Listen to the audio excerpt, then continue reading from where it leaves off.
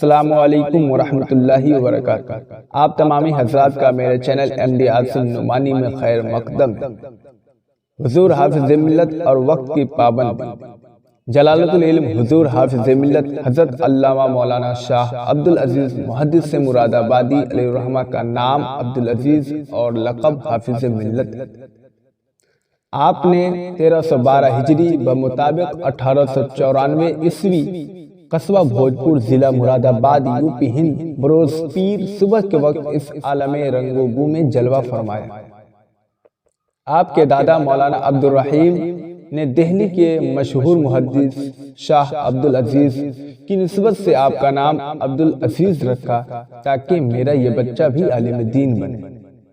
والد ماجد حضرت حافظ غلام نور کی شروع سے یہی تمنا تھی کہ آپ ایک عالم دین کی حیثیت سے دین متین کی خدمت سر انجام دیں۔ لہٰذا بھوجپور میں جب بھی کوئی عالم یا شیخ تشریف لاتے تو آپ اپنے صاحبزادے حضور حافظ ملت کو ان کے پاس لے جاتے اور عرض کرتے، حضور میرے اس بچے کے لیے دعا فرما دیں۔ حضور حافظ ملت نے ابتدائی تعلیم ناظرہ اور حفظ قرآن کی تکمیل والد ماجد حافظ غلام نور سے کی۔ اس کے علاوہ اردو کی 4 جماعتیں وطن عزیز بھوجپور میں پڑھی، جبکہ فارسی کی ابتدائی کتب بھوجپور اور پیپل سانہ ضلع مراد آباد سے پڑھ کر گھریلو مسائل کی وجہ سے سلسلے تعلیم موقوف کیا، اور پھر قصبہ بھوجپور میں ہی مدرسہ حفظ القرآن میں مدرس اور بڑی مسجد میں امامت کے فرائض سر انجام دیے۔ حضور حافظ ملت وقت کے انتہائی پابند اور قدرداں تھے۔ ہر کام اپنے وقت پر کیا کرتے، مثلا مسجد محلہ میں پابندی وقت کے ساتھ باجماعت نماز ادا فرماتے، تدریس کے اوقات میں اپنی ذمہ داری کو بحسن و خوبی انجام دیتے، چھٹی کے بعد قیام گاہ پر لوٹتے اور کھانا کھا کر کچھ دیر قیلولہ یعنی دوپہر کے وقت کچھ دیر کے لیے آرام ضرور فرماتے۔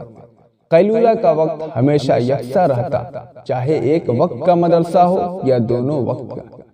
ظہر کے مقررہ وقت پر بہرحال اٹھ جاتے اور باجماعت نماز ادا کرنے کے بعد اگر دوسرے وقت کا مدرسہ ہوتا تو مدرسے تشریف لے جاتے، ورنہ کتابوں کا مطالعہ فرماتے یا کسی کتاب سے درس دیتے یا پھر حاجت مندوں کو تعویذ ادا فرماتے۔ شروع میں عصر کی نماز کے بعد سیر و تفریح کے لیے آبادی سے باہر تشریف لے جاتے، مگر اس وقت بھی طلبہ آپ کے ہمراہ ہوتے جو علمی سوالات کرتے اور تشفی بھر جوابات پاتے۔ اگر کسی کی عیادت کے لیے جانا ہوتا تو اکثر عصر کے بعد ہی جایا کرتے۔ قبرستان سے گزرتے ہوئے اکثر سڑک پر کھڑے ہو کر قبروں پر فاتحہ اور رسالہ ثواب کرتے۔ مغرب کی نماز کے بعد کھانا کھاتے اور پھر اپنے آنگن یعنی صحن میں چہل قدمی فرماتے۔ عشاء کی نماز کے بعد کتابوں کا مطالعہ کرتے اور ساتھ ساتھ مقیم طلبہ کی دیکھ بھال بھی کرتے رہتے کہ وہ مطالعہ میں مصروف ہیں یا نہیں۔ عموماً 11 بجے تک سو جاتے اور تہجد کے لیے آخر شب میں اٹھتے، تہجد پڑھنے کے بعد بھی کچھ دیر کے لیے سو جاتے۔ رات میں چاہے کتنی ہی دیر جاگنا پڑتا، فجر کبھی قضا نہ ہوتی۔ میرے بھائیوں، ہمیں بھی چاہیے کہ ہم اپنے وقت کی قدر کریں اور سستی اڑا کر دن بھر کے کاموں کا ایک جدول بنائیں تاکہ ہر کام وقت پر کرنے کے عادی بن سکے۔